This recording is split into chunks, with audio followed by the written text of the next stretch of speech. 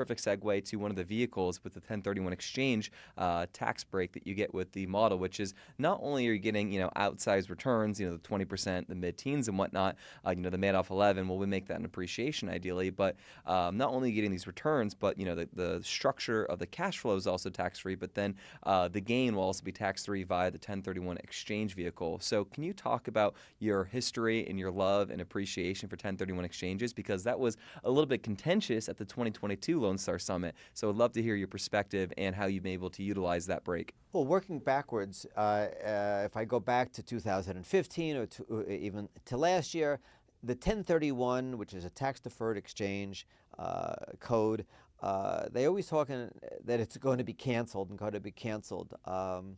The 1031, ironically, was not necessarily designed for the multifamily investor or the real estate investor. It was really more for the farming families, right?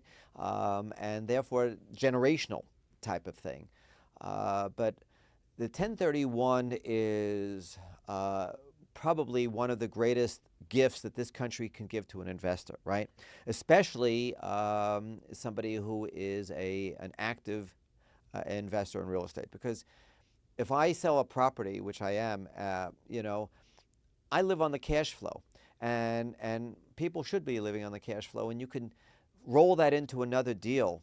But I'd like to say that over the past many years, I've done so many of them that that I have become in somewhat, I don't want to say an expert, I don't like that word, experienced in doing them. So much so that when I did on Park Row, my lawyer said to me, and accountants even said, they're so risky. And why are they risky? They're not risky because there's not upside. There's a clock. There's a timing, right? You have 45 days to identify, right? So that's really what the trouble is, identifying a property. And it's misleading. It's, identify a property.